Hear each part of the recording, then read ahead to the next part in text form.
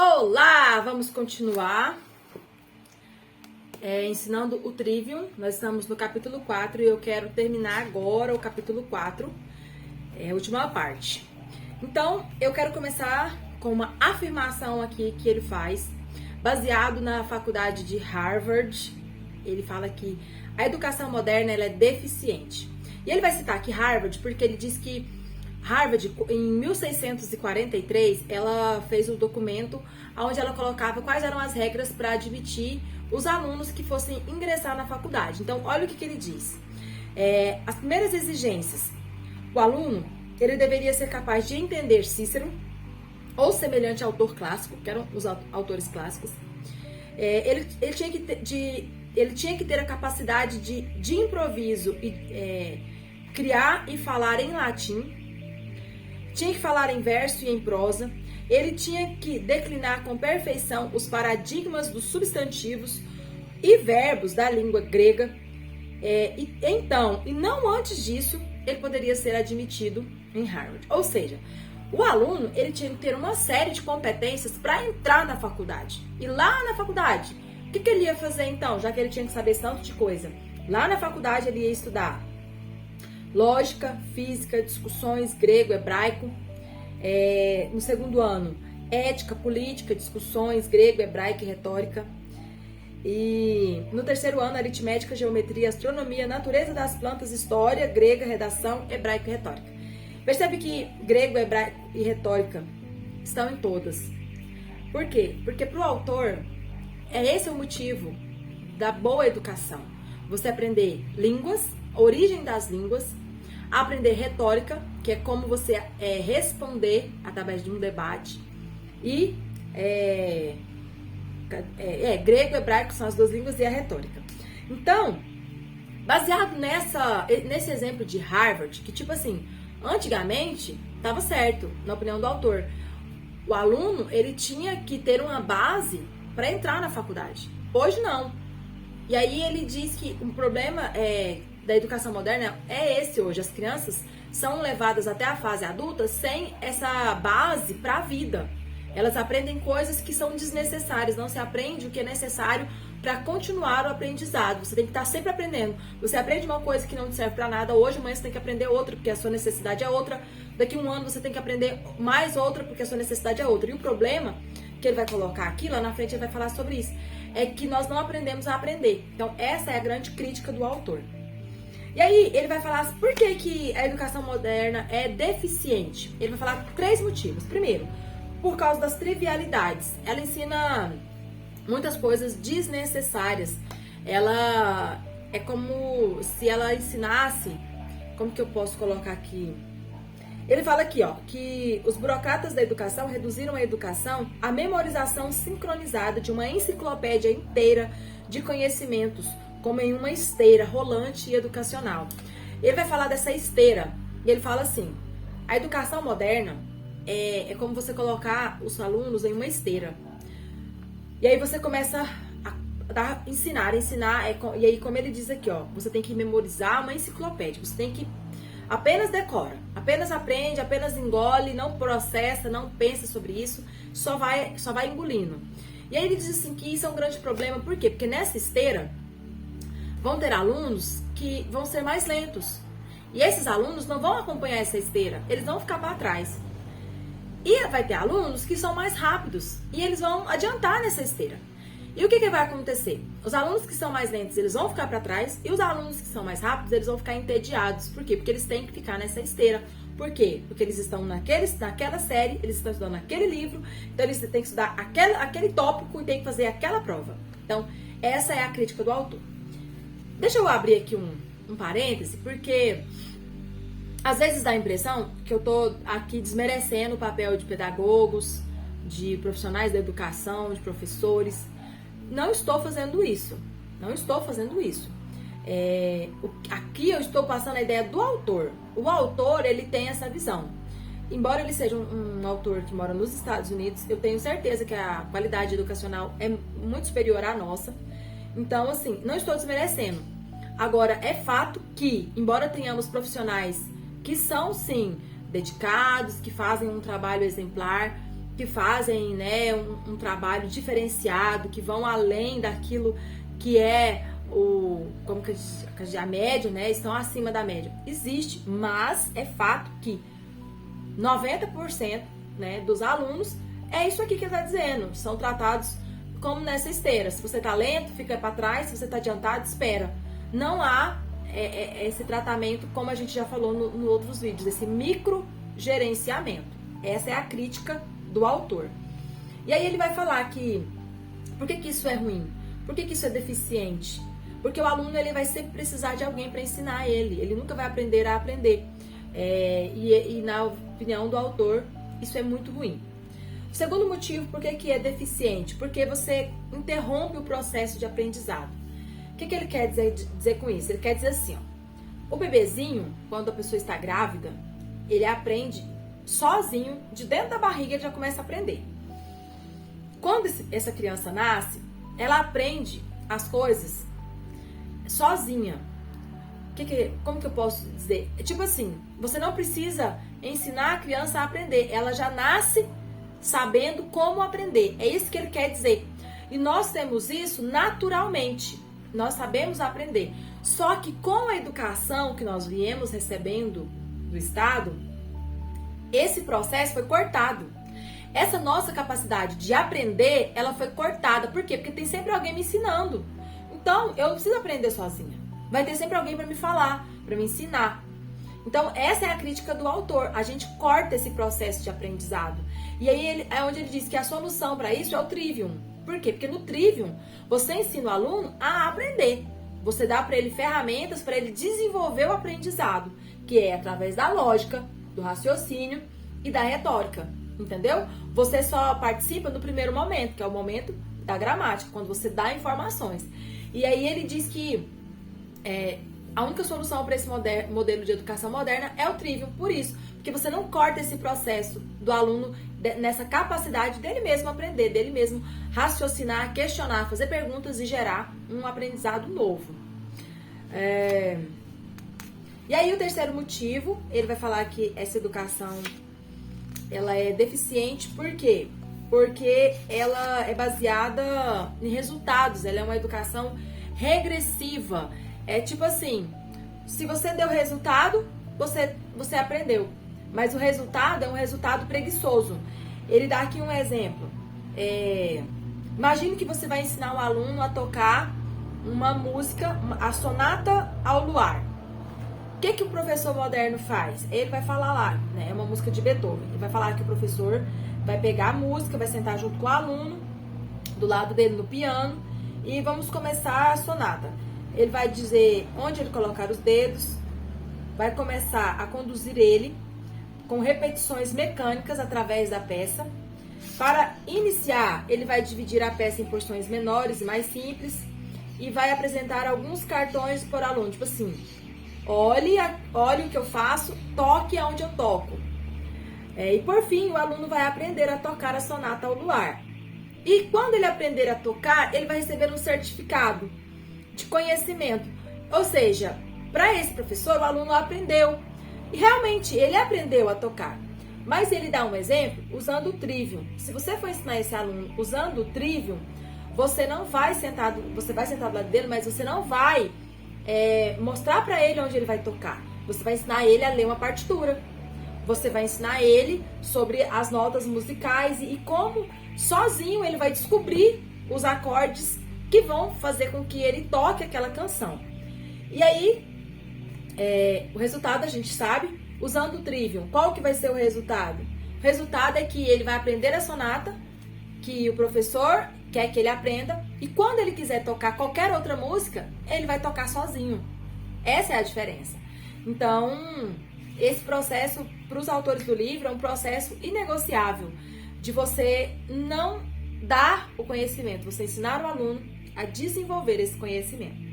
Ele faz uma crítica também em relação a esse processo do raciocínio, e ele diz assim, se você pegar um adolescente de 12 a 13 anos e pedir para esse adolescente fazer uma análise, vamos supor, de um filme, né?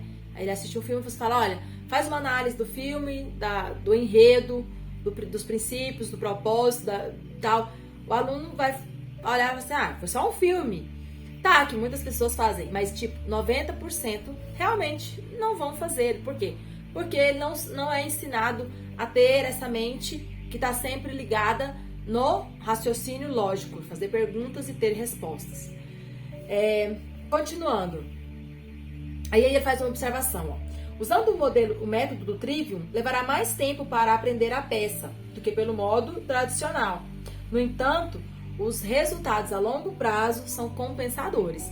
E uma coisa que ele vai passar a falar agora é sobre as idades. Eu achei interessante, por quê? Porque eles trabalham com idades muito mais abrangentes. Não é tão fragmentado como na educação moderna. E aí ele chama esse modelo do Trivium de artes liberais. Ele vai falar assim, olha, a única solução para esse problema da educação moderna é o Trivium. É ensinar desse jeito, dessas 3 formas, nessas capacidades que o homem tem. Só o Trivium vai libertar o homem desse processo tão enraizado, mecânico. E ele fala, por que são artes liberais? Porque liberam o aluno. Liberam de quê? Libertam de quê? Liberta, ele usa essas 2 palavras, né? São artes liberais porque nos libertam. Nos libertam dos professores.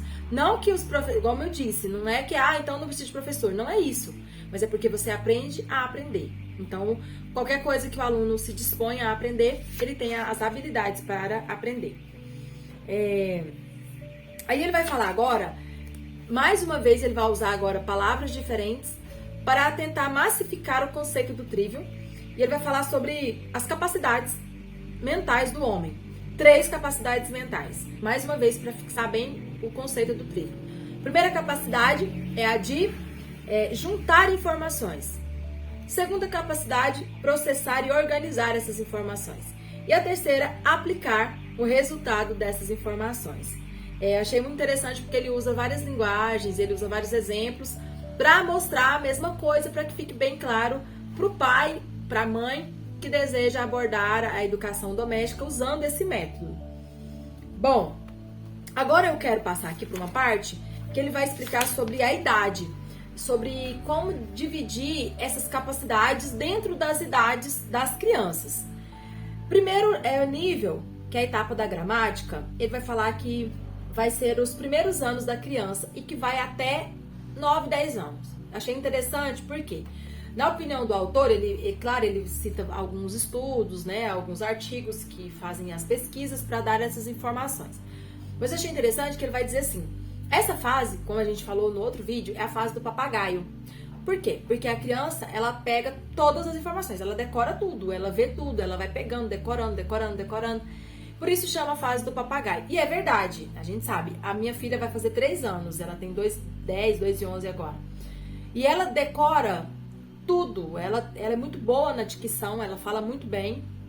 E assim, ela decora músicas inteiras, ela tem bem umas 10 músicas tranquilo que ela sabe de cor. E ela canta do começo ao fim. Ela já decorou o Salmo 23 do começo ao fim, então ela fala certinho. E aí às vezes as pessoas falam assim, ela já falou e tal na igreja? Eu falo, não, nunca coloquei ela pra falar. Primeiro que criança na frente das pessoas, elas ficam, né, retraídas e acaba que não falam. E segundo, porque na verdade, eu sei que ela decorou, mas ela não entende aquilo, não faz sentido pra ela. É a fase do papagaio, ela só tá decorando. Vai chegar uma fase que ela vai começar a meditar naquilo, ela vai começar a pensar sobre o significado das palavras, mas hoje eu sei que isso não acontece. Então, assim, não é bonitinho tudo, a gente acha bonito, né? Até pra motivar, incentivar outras mães, mas eu sei que aquilo não como que eu posso dizer? Não faz sentido, né? Pra minha filha. Então, ele vai falar que nos primeiros 9 anos da criança, ela vai pegando informações, mas isso não significa que ela está processando todas essas informações. E que a segunda parte começa quando a criança tem essas informações e ela passa para o nível do entendimento. Olha só o que ele vai dizer. Ele fala assim, ó. Quando a criança se encontra nesse nível, nós lhe ensinamos as habilidades de compreender, receber informações de modo preciso, para juntar os fatos. O conhecimento é partilhado por meio de narrativas e demonstrações. Aqui é quando ela passa para a fase do conhecimento. Ela vai começar a pensar sobre aquilo. E ele vai falar que essa fase ela vai durar média de 2 a 3 anos de duração, né? E ela vai ficar processando, ela vai desenvolver a habilidade de compreensão. E ele vai falar assim, ó, nesse nível, não precisamos separar as matérias. Podemos combinar, por exemplo, língua com literatura e artes, matemática com ciências naturais, história com geografia e estudos sociais. Então, por quê? Porque o objetivo é desenvolver a competência nas ferramentas de pesquisa, como a leitura, a audição, a observação, a mensuração. Você vai levar o aluno a fazer perguntas, a gerar debates sobre as informações que ele acumulou ao longo de todos esses anos. Depois, ele vai passar para a segunda fase, que é a fase da sabedoria.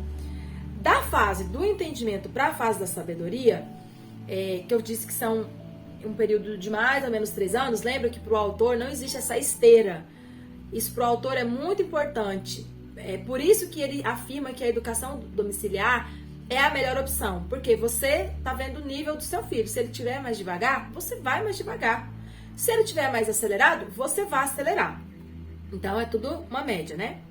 Então, ele fala que nesse período que ele sai da fase da gramática, entra na fase do entendimento e vai passar para a fase da sabedoria, ele vai falar assim, ó. Esse aluno, ele tem uma ampla base de conhecimento estabelecida com as partes de desenvolvimento do entendimento atingido, que tem um certo nível de maturidade. Aí ele fala, mas vai acender uma outra lâmpada. É sempre assim, em cada mudança de fase. Vai acender uma outra lâmpada, que é a capacidade de entender, e essa lâmpada vai fazer com que ele dê um grande salto. Então ele fala que esses saltos são essas 3 fases do ser humano. Compreensão, processamento e resposta. E vai dando esses saltos nessas 3 fases. O que mais que ele diz aqui? Aí ele fala assim, ó.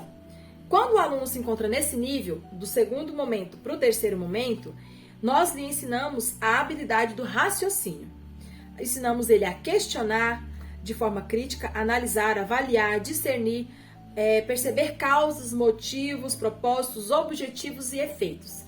Às vezes parece simplista demais, mas na prática talvez seja um pouco mais enriquecedor, né? Você pegar e se colocar, né, no dia a dia. Continuando. E tudo isso vai servir para que o aluno possa investigar toda a teoria que ele já recebeu. Então, o objetivo dessa fase é desenvolver a competência nas ferramentas da investigação, que é a análise, a comparação e o contraste. E aí esse aluno vai para a última fase, que é a fase da sabedoria, que dura também em cerca de 3 anos. E aí o que ele vai falar dessa fase?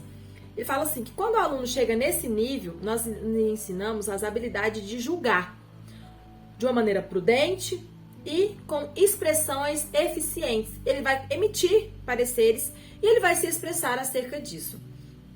E ele vai falar assim, nessa fase, nós começamos a recombinar o conhecimento e as habilidades das disciplinas separadas. Para quê? Para um conhecimento já mais específico de novo.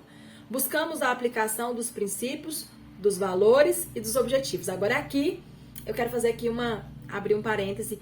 Ele não abre, mas eu acho que é necessário abrir.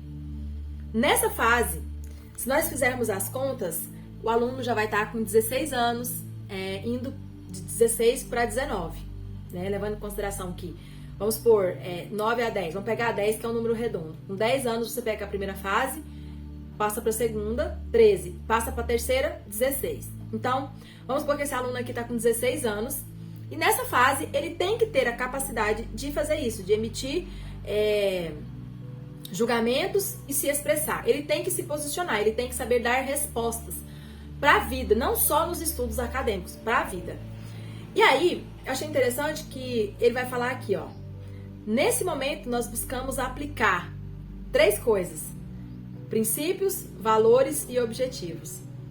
Então, nessa fase, o aluno, o filho, o homem, a pessoa de 16 anos de idade, ele já tem que saber dar respostas acerca de princípios, de valores e de objetivos. Agora eu faço uma pergunta.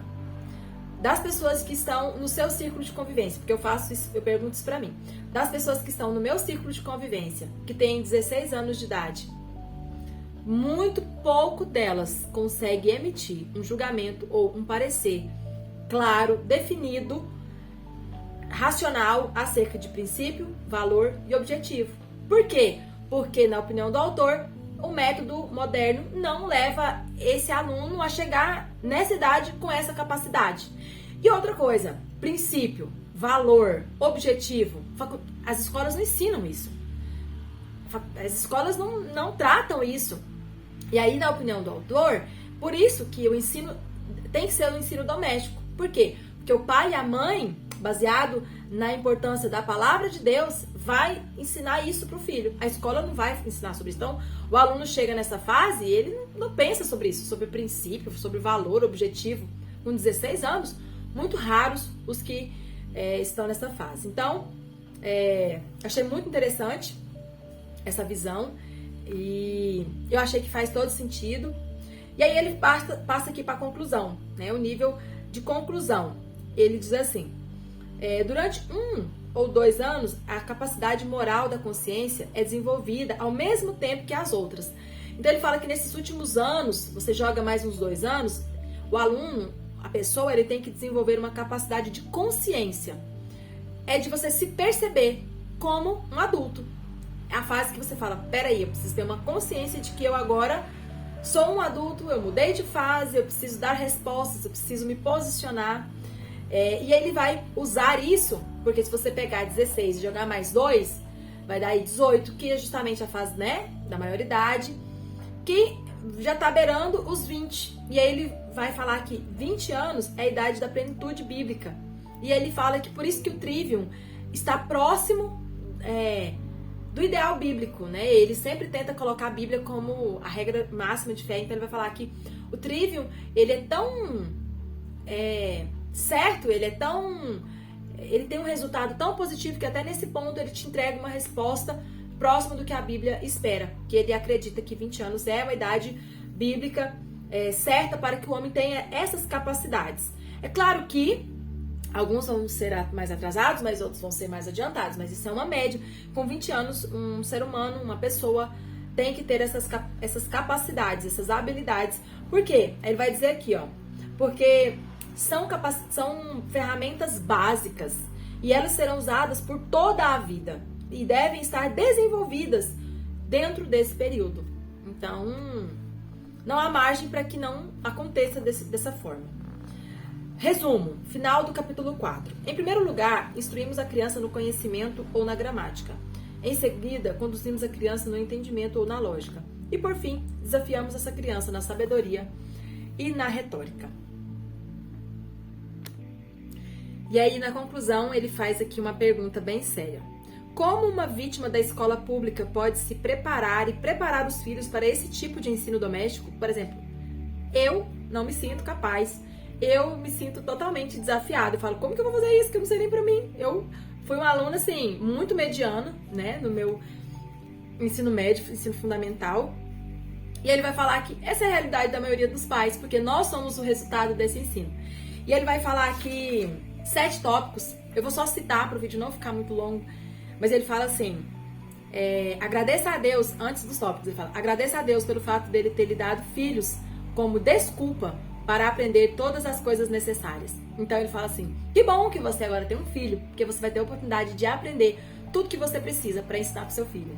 Então ele vai citar, primeiro, livre-se do hábito do entretenimento, desligue televisões, saia das redes sociais, pare de ser uma pessoa fútil, pare de perder tempo com futilidades. Por quê?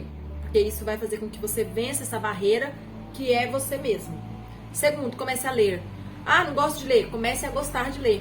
A leitura, ela é fundamental e indispensável para pais que almejam o ensino doméstico com excelência. Terceiro, peça ao Senhor que lhe dê uma mente investigadora. Isso que eu achei interessante, que ele fala assim, se interesse por tudo. Vá aos espetáculos da sua cidade. Ele fala assim, pergunte coisas que as pessoas não perguntariam. Ele diz assim, se tiver, ele dá um exemplo aqui, faça uma investigação com a pessoa que estiver cortando a grama do jardim, a pessoa que estiver consertando, pavimentando as ruas da sua casa, vai lá e conversa com ela, faça perguntas sobre a vida dela. Ele fala, pesquise, vá, descubra, faça perguntas, aprenda, ou seja, se interesse por tudo, porque isso vai fazer a sua mente ser uma mente investigadora. Quarto, construa um vocabulário. Aqui ele vai falar assim, não trate seus filhos com o nenenzês que a gente fala. Construa um vocabulário certo, converse com seus filhos como se eles fossem, usando as palavras que você usa para conversar com pessoas. Não diminua o nível do seu vocabulário. Tenha discussões com seus filhos. Ou seja, chame seus filhos para debater sobre assuntos, faça perguntas, pergunte a opinião deles, ensine eles a se posicionar sobre situações logo no começo, em todas as fases. 6. Assegure-se de que seus filhos lhe obedeçam. Ele fala que a autoridade dos pais, ela tem um reflexo direto na capacidade de aprendizado desses filhos. Se seus filhos são obedientes a você, os resultados serão muito mais positivos. E o 7º e último, estabeleça a adoração em família. Ele vai falar assim que a adoração em família deve ser a pedra angular do dia. Tudo tem que girar em torno da nossa devoção a Deus. Tudo é para Deus e para a glória de Deus.